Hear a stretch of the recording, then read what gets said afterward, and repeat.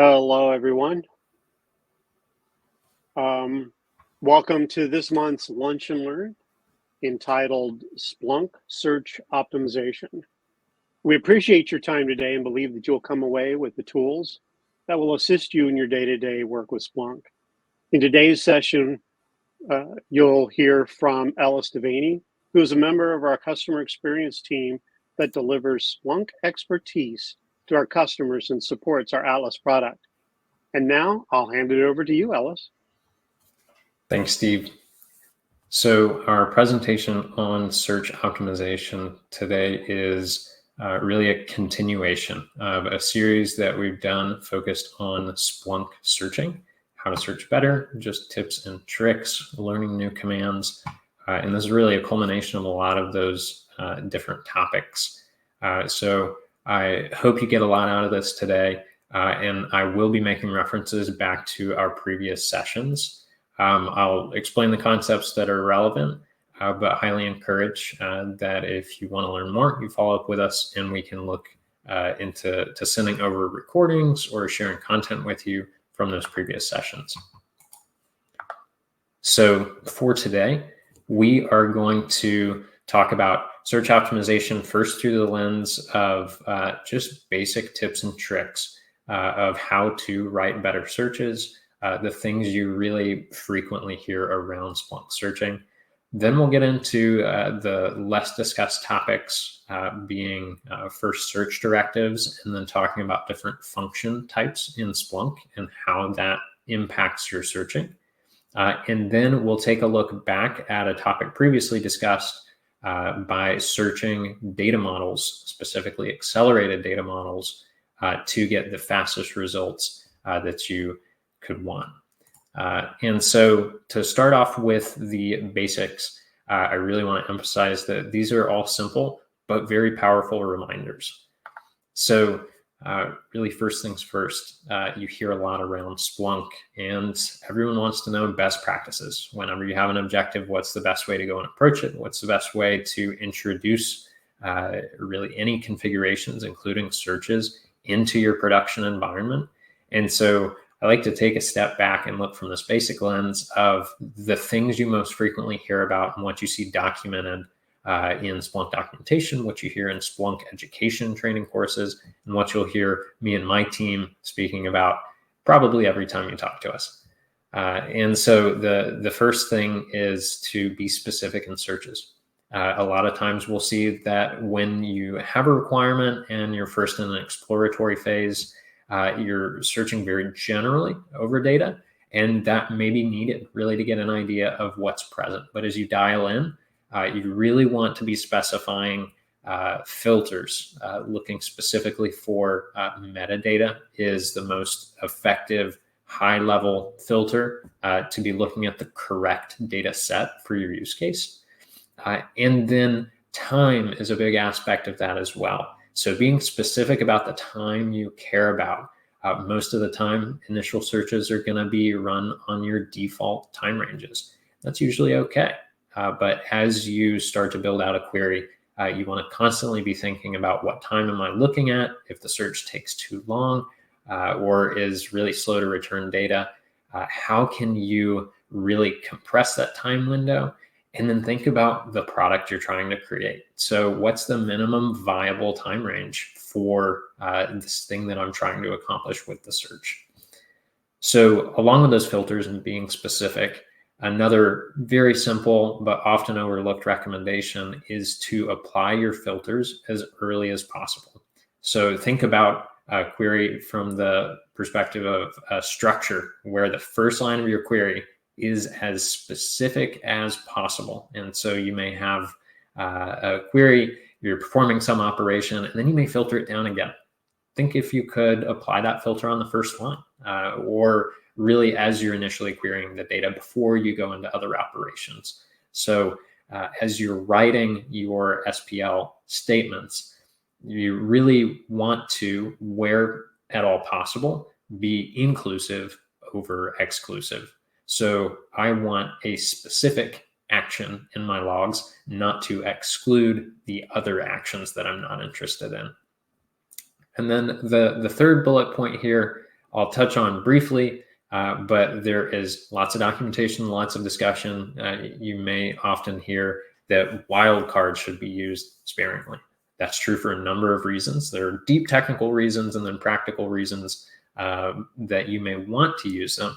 But where possible, if it's just for the sake of convenience that you're not typing a whole host name, think about typing it out instead of using a wildcard as really a basic habit for search optimization. So as we're applying all these filters, we're being specific. The ultimate goal is that we are working with as little data as possible to cover what we actually need to cover. So it's really including these first 2 points here. We want to minimize the results returned or the data that we're searching over to get the results that we want.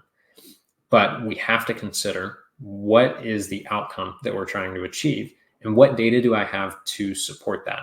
Where I talk about recommending time ranges, it's often second thought that you might trim down the time too far just to prove your logic and then expand out to where it's appropriate.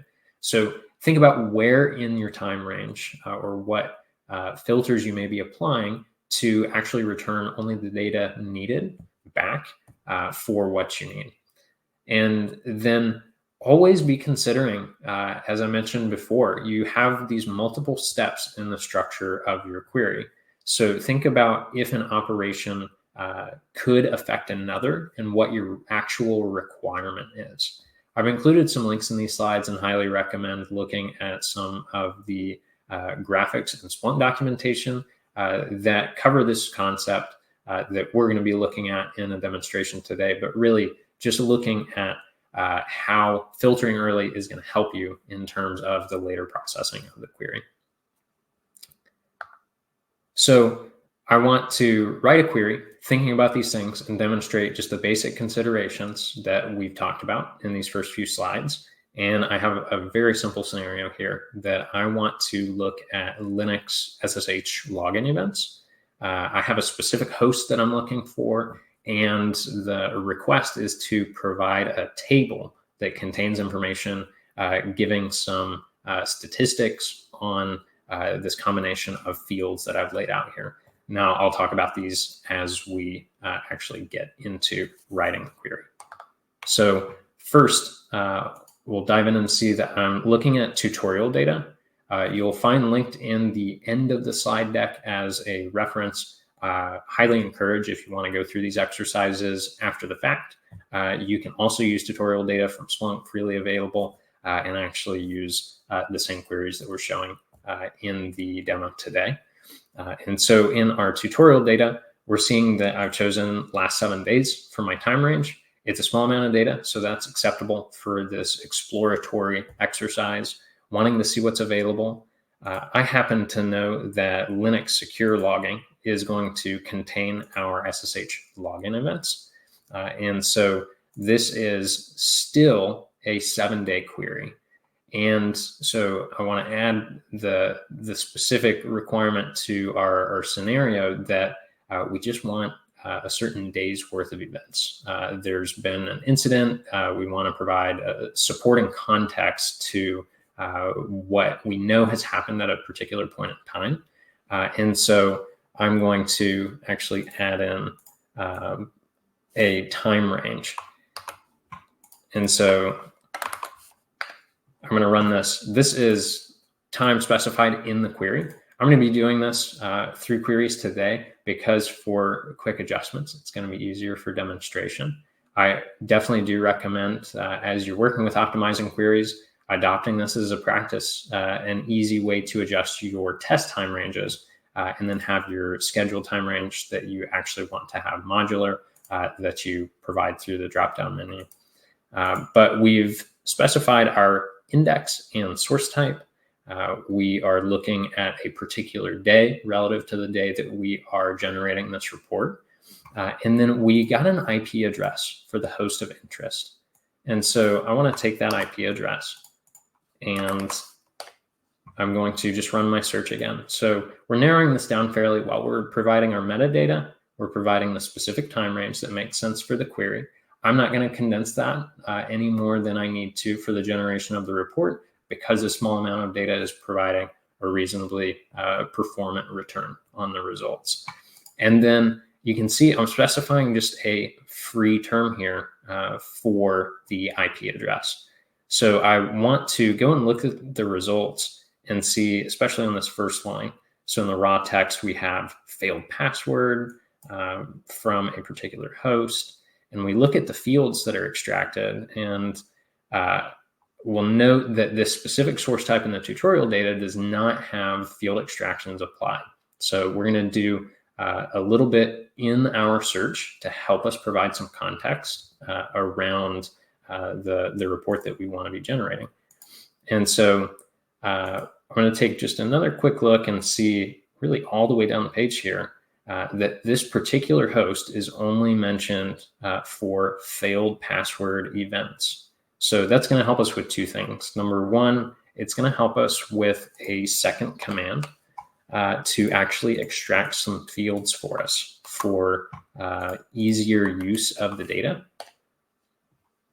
And so we are looking now and we can see this pattern in the highlighted event, the failed password for the invalid user. We have an IP, we have a port number, so source IP, source port, we have a username. And then you can see over here that I'm using the rex command covered previously in intermediate search to provide our source IP, our source ports, and our user fields. And so those are going to be available for use in the query here. So thinking about the presentation, what we wanted to do was get a statistical return account across these fields. And I noted a syntax for actually returning our source address. So it would be the IP :port rather than how we've got it split up in these multiple fields right here.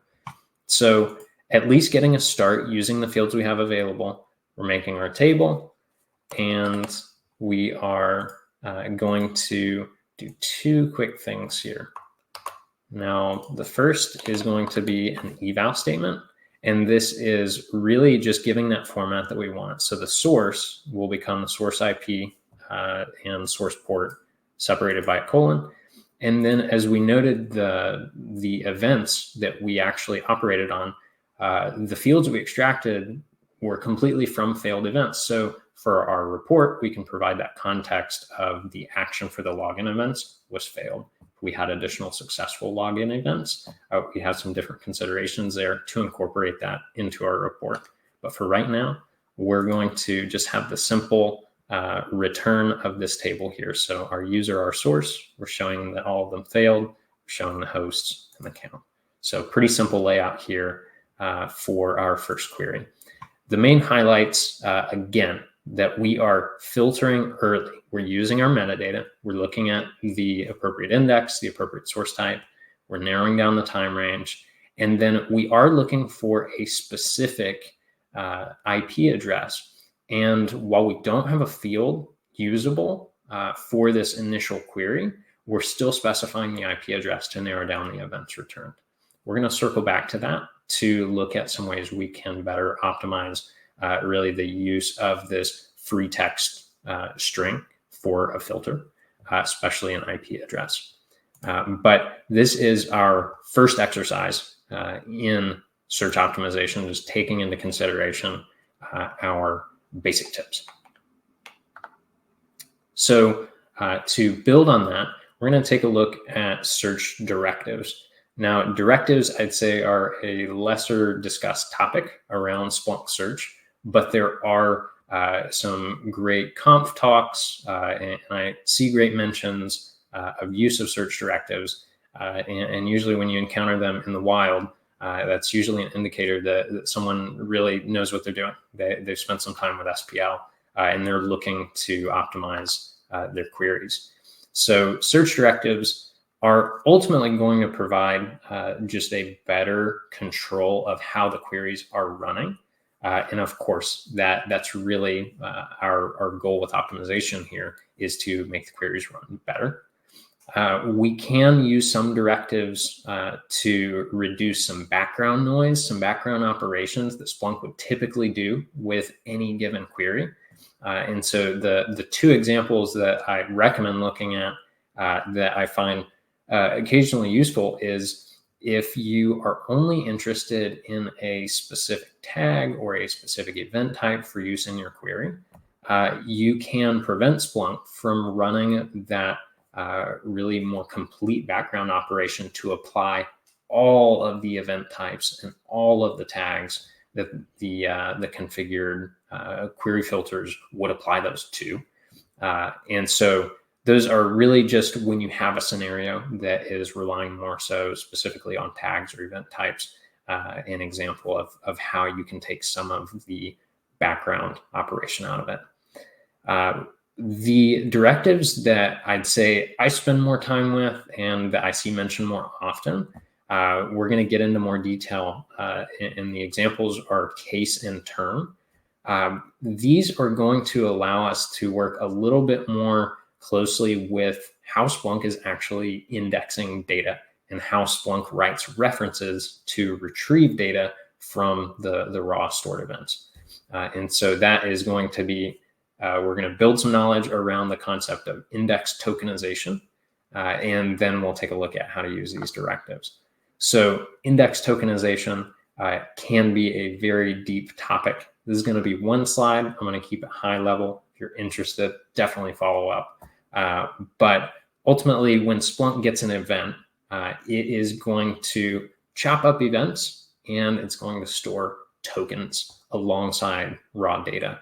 And so when we are going to search for these individual values for fields or just any terms in our SPL, Splunk is writing expressions to go and compare against these files to actually go and point in the right location, point in the right buckets to get events back for you. So the way events are chopped up and included in those files are through event segmentation.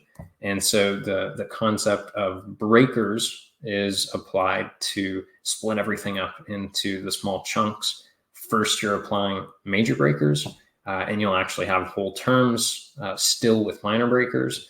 And then there's a second pass of minor breakers that splits everything up. So we're looking at this and seeing spaces as a major breaker. Your individual words. So we look for an IP address, had spaces on either side. That is a segment that we were able to use to go and search for the data. And then we, looking at that IP address, actually still had minor breakers. So the individual octets of our IP address are available as these chunks that can point to raw events.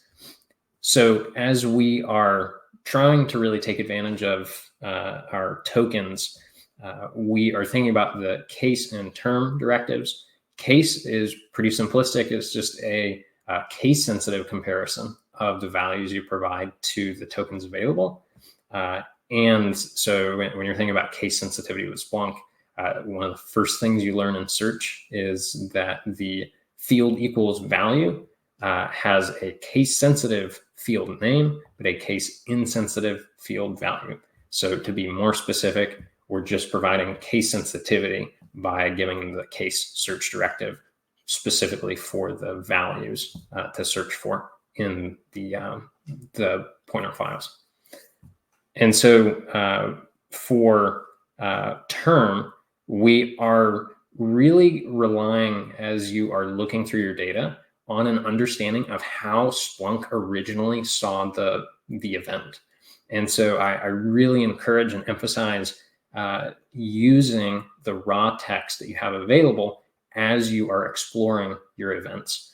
And so as we are using term, we're able to provide larger chunks of text that contain minor breakers so that when Splunk is sending off or creating the expression to go and find data, we are able to provide minor breakers together and search specifically for those initial major breaker terms or major breaker delimited terms.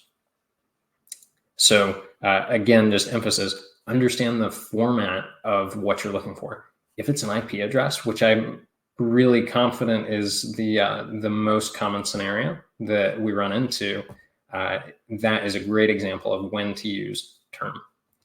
And so I'm going to demonstrate here. We have really just the core of our search here, our metadata, and then we're providing an IP address. So I'm searching for this all time, of course, small sample data, and we're going to look at the job inspector and the search log. So I keep mentioning these expressions, the Lispy expression that's going to be used. This is a topic, again, a little bit deeper on how search works behind the scenes. I have included a reference at the end, but highly recommend if you're interested, check out Splunk Education's Splunk Under the Hood course. Very, very good information there, where they talk in greater detail about these Lispy expressions. You can see, because these are delimited by the minor breakers, the periods for the IP address, that this is individual numbers. And so if we were to introduce our term directive,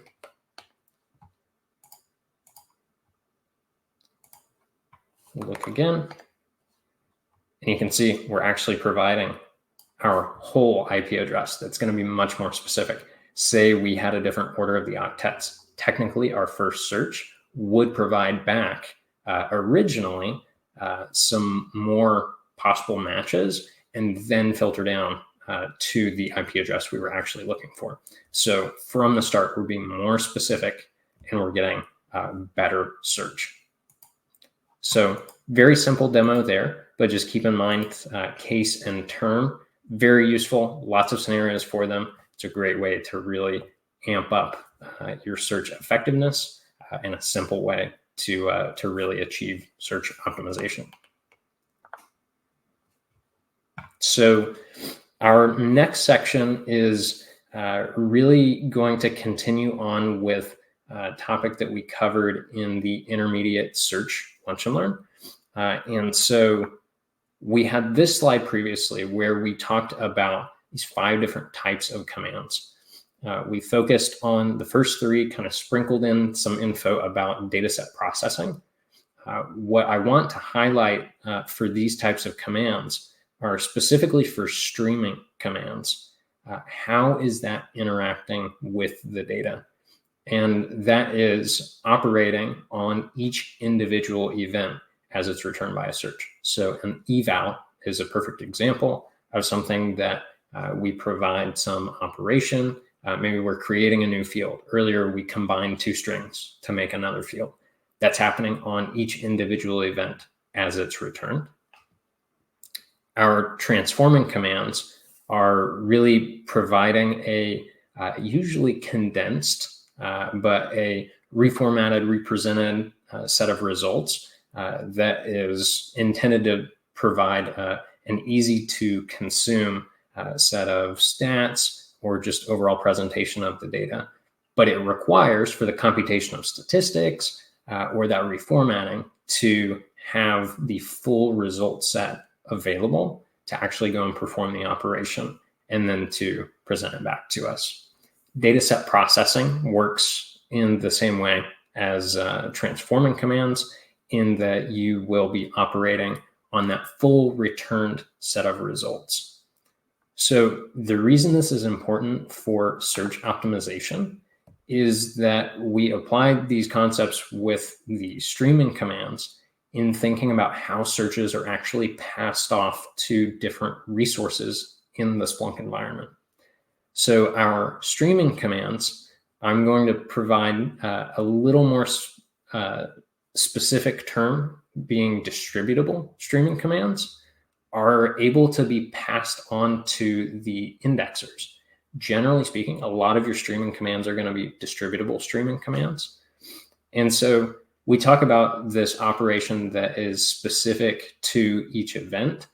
If that's possible, at each location that data is actually stored in Splunk.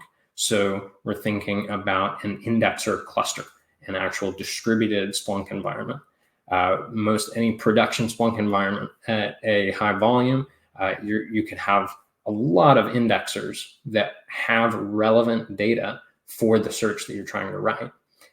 If you provide your distributable streaming command before any non-streaming commands, which would be commands that require a full data set for processing, transforming, commands being the primary example. So the stats and sort are the listed examples. You're able to have your streaming commands run on the indexers themselves and take advantage of parallel processing. So exponentially better as you're distributing throughout the environment. And the non-streaming commands, really in operating on that full data set, if you introduce it too early, you're asking the indexers to send all the data back just to do that operation. And then you're forcing anything after to also execute on the search head because it had to be returned for the transforming or the non-streaming command. There is one caveat here with what are called centralized streaming commands. They do execute on the search head, and there are just a couple examples of that. I recommend really just in trying to work around distributable versus centralized streaming commands, check out the documentation because it's not a long list of centralized streaming commands. Examples are stream stats and the head command. So think about checking that out. Rule of thumb, usually just think about transforming versus streaming as we described them in the previous sessions. Is this requiring a full data set, or can this be done on individual events? So in my search earlier, some of you may have noticed I had an interesting order. I just kind of threw these commands out here. I walked through the request or the scenario that we had, and it made sense for the actual search at the time. But as we're thinking about these function types, there are a couple things we can do to improve ordering our commands so that as we introduce this into a production environment, we would see a lot better performance from an optimized search. So the first thing I'm going to do is just remove all of our stats, the eval, really the presentation of the data that we had. And I'm going to run this again. We're going to add in our term directive just because we have that benefit of another way to help with the search performance. We do require, because we don't have field extractions for our data here, the second line of the rex command, providing the results back. If you're interested in rex and regex, we recently did a great talk. Eric Holsinger gave a breakdown of regex. If you have any questions there, want help writing searches in this way, we're happy to help with that. So the second line here is going to be a streaming command, pulling out the fields. And then previously we had stats, but what we needed to do was apply another streaming command, the eval, that gives back the reformatted source field. So I'm going to grab this and change the order in the search. And so what we have here is still an event presentation, streaming commands applied, and we have this source field that earlier we were doing some work after the stats. We were dropping certain fields or really just including certain fields in that table when we had extras. Right now, because we still have to reformat this with a transforming command, we are able to use our stats to reduce another operation. We're just working on stats with the fields that we want, and we can complete our search fully by using a new field, the source, in our stats command. So again, this is the same format that we got the first time. We're looking at our action, we're looking at our formatted source field, and we're getting that stats count output. So exactly the same results, but this is a more optimized query, being mindful of our function types and how that can affect our search operations. So we've talked about a lot of interesting, possibly new concepts. One that's really important that is talked about a lot, you very likely have some accelerated data models and some T-stat searches in your environment. We can work very hard to optimize our Splunk queries in the ways that we have looked at so far. And while these things do still apply, sometimes there are just better options. At the end of the day, optimizing queries has the hopeful result of making things run faster. And so a lot of times the best way to do that is take advantage of the tools that Splunk provides, specifically with data model acceleration, to go and make it a little bit faster, maybe not easier, to get the results back. And so just to cover what data models are, you're usually going to be installing the Splunk Common Information Model. If you're using any Splunk add-ons like the InfoSec app, Security Essentials, if you're looking at premium applications, ITSI, Splunk Enterprise Security, you are going to be using Common Information Model data models. And these are just structured domain-specific models that are going to represent some common data type. So the examples I almost always give are authentication, network traffic, intrusion detection. You may have multiple technologies that have relevant logging for these things. And it does allow for correlation. Hear this talked about in a lot of different ways, can mean a lot of different things. When we're talking about, say, enterprise security correlation searches, what we're really doing is providing a really performant and logical mechanism of referring to these generic types of data that may be coming from different log sources. So we looked at Linux logins earlier. Say we wanted to have more general authentication data from Windows, Linux hosts, we could turn to the authentication data model to search those unique fields in the data sets as a common set of fields in the data model.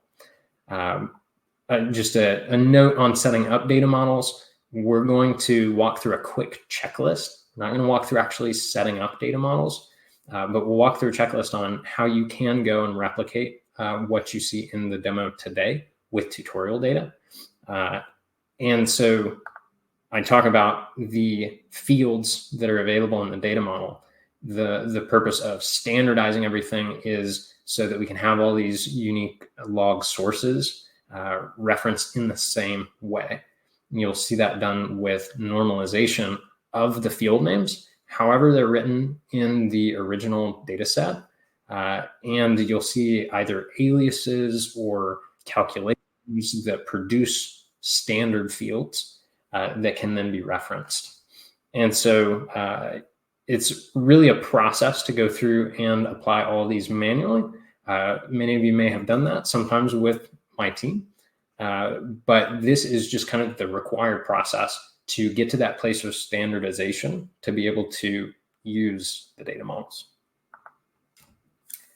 So once you have everything set up, it requires a little bit of setup, but the benefit is really great. The quickest way to write really performant queries is to start with a simple T-stat search. And so T-stats, we have done a full lunch and learn on where we talk about really the use of default fields, the use of data models, looking at acceleration summaries. It's a lot of great information. Most of the time, it's easiest just to check out some documentation to get an example syntax of how do I actually use T-stats. So T-stats strongly implying we're going to have a statistical output. You can see that we start our T-stats command here with pipe T-stats, and then count is our stats operator. We are specifying from which data model we're actually going to be searching. And then we are providing a where clause. So instead of in our typical SPL where we're starting with our filters, our metadata, and then whatever field values that we want to specify for the use case. We have a where clause dedicated to those filters, and also implying that our source data set, being the data model, reduces some of the need to think about maybe the indexes that need to be included in the search. And then with a by clause, you have the option to really provide more context around your data, and also really provide more specific statistics on the results. So this is just an example syntax. We will walk through writing out a query and then talking about how that translates to T-stats. But I first wanted to cover just the checklist of what I did before this session to go and set up data model acceleration. And I'll talk about acceleration in the query because that's something that I didn't highlight in the T-stats example syntax. So really taking as much benefit as you can of acceleration. And so to set up data model acceleration, to have data apply to a data model, you are going to want to have event types that apply the right tags. So ultimately, data will be included in a data model if, number one, you have the right tags, if you have the right fields, so normalized field names in your data set, and then sometimes you might see just a generic index equals star, or you'll see an open configuration for the indexes that can be included in the data model. Best practice is that we're going to specify the individual indexes that would have our data for that data model in a macro in the SIM add-on. So with all of this done, we are going to take a look. And this is our web data. So I've chosen ahead of time, we had a request for a report where we have a week of data for the span. We are looking at our source type of access combined. So we have our web access logs. I've gone through and I have created an event type that provides our web tag for this source type. And my requirement that I want to meet is that I want to count the purchase actions. And I also want to filter down to our 400 or 500 class HTTP error codes. So that's really the primary criteria for our filters. And then I did note that we want to chart this out over time. So we're going to start there, and we are going to look at our action field, which has a purchase value. So we're just looking at purchase. And then I say this as you are going through just your day-to-day search writing, and you encounter a scenario where maybe you have an unknown value. Maybe it's not going to be perfectly easy to actually specify all the values that you need. Wildcards exist for a reason, and they are a necessary evil for our search optimization. But we're getting all of the right results to look at our 400 and 500 status codes. So all of our filters are applied for this specific search. And really all that's left is that we want to chart this out over time. So I'm going to go ahead and apply our time chart here. So again, I'm not thinking much about my time dropdown because for the purpose of demoing, I'm including earliest and latest definitions for a week-long span of the data that I actually want to be looking at. And then if I was to choose a line chart and trellis this out, we're able to see all of the 400 and 500 status codes that I have available over this time range, where our transforming command, the time chart, is able to give us some bins of data to work with and see our spikes in different errors. So really just a great overview, see if we have a spike, see if we have a problem occurring that needs to be addressed. This would be great dashboard material. But what is the number one requirement we usually get in creating a search or a dashboard is it needs to be fast. And the first complaint you might get is that this dashboard isn't loading. This dashboard isn't fast enough. Well, a great way to address that is thinking about our data set. We just talked about the web data model, that we know we are aligned with that data model. If we think about our action and our status filters, these are fields available in the web data model that we can be using. So I'm going to choose to write a tstats query in place of this query that we have here. And so I'll start by writing the query on the line below, and I'm going to just paste in a search, and we'll talk about the difference in structure. So for our initial search, we have our index definition. In this search, we are not including an index definition, and we have the benefit of that applying for any other web logs that may come into other indexes. We are specifying our earliest, latest time range in our where clause. And then because source type access combine, really just provided our context for the web tag, so we know it was web data. We aren't going to specify the source type here. And that does give us, again, more flexibility to expand to other data sets. And then we have the action equals purchase, and then our status in 400 or 500.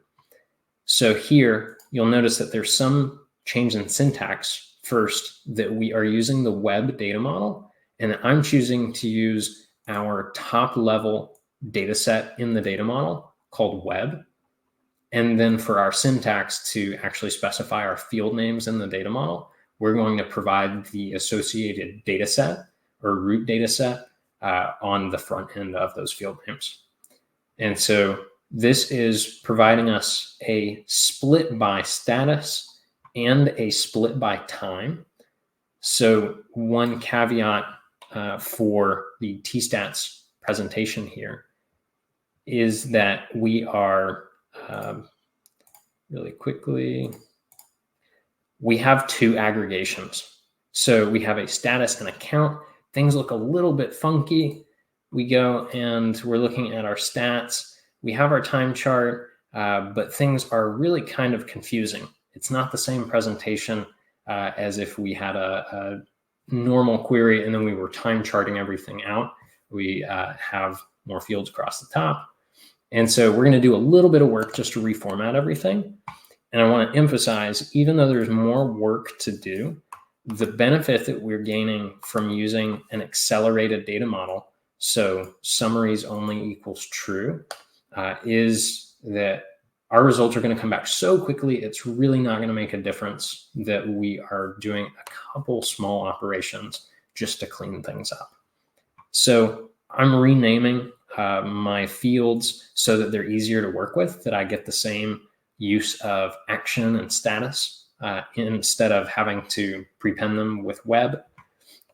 And then I'm going to have a very similar time chart command that is really mirroring our split by time span. So we're just going to sum up the counts in our spans and then chart it over status. And so you can see we have a lot of blank values. It's just a byproduct to work around of our process here, where we're doing an original count, then we're charting and providing another stat that our sum of count, where non-existent, actually isn't providing a value. So one more cleanup step, and we get the same results as we did for our original search, and in trellis format here, presentable for a dashboard. So our search operation times are not going to be very easy to see. We're at 0.067. And run this. 0.327. So all very small numbers, but you can see a pretty drastic difference just in 1 week of very low volume tutorial data in large production environments. It's almost the only way you can interact with some large data sets to actually go and leverage these built-in mechanisms to optimize your queries and see better search performance. So that concludes our demo for that section and our presentation. Just to add on to the end, has great resources, some of which I've already mentioned. Splunk Education Advanced Search Topics. So previously, Advanced Search and Reporting was a 7.x and 8.x course that covered a lot of these topics, but now it is in the single subject courses, Search Under the Hood and Search Optimization. And then we are also recommending what I've recommended previously, the T-stats and prefix presentation. And that's just generally on some search directives, but primarily the use of the T-stats command. And then the .conf presentation, which I think I've seen in 3 different years of conf. Amazing information on index tokens, so that tokenization process that we talked about. Really great resource there.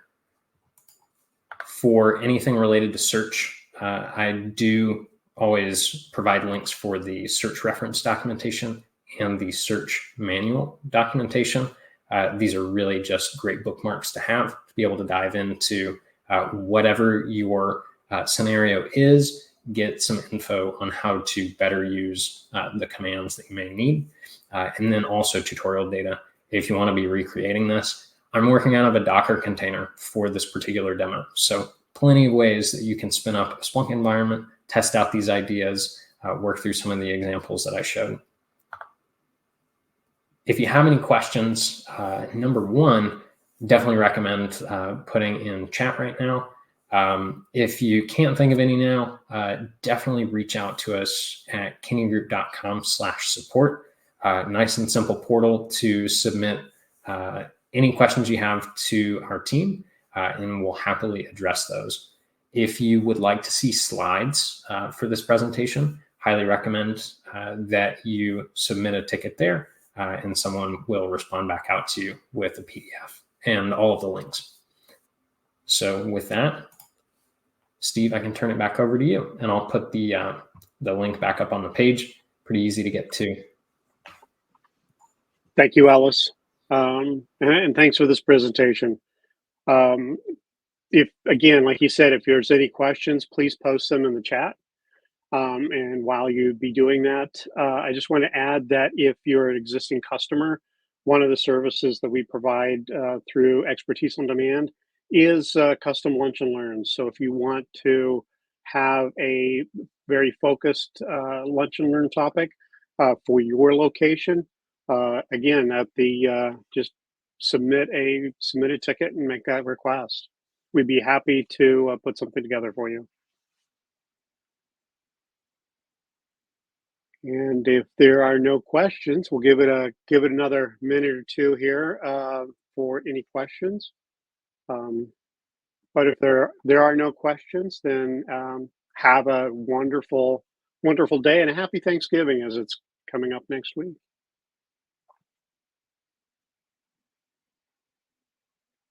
Thanks, Demetrius.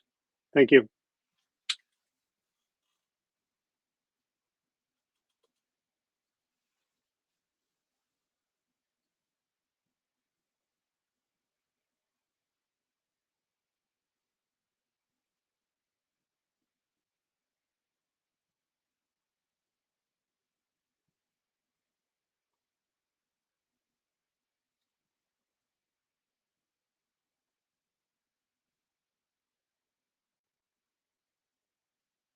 All right, well, looks like there are no additional questions, so we'll just wrap it up here. Thank you, everyone.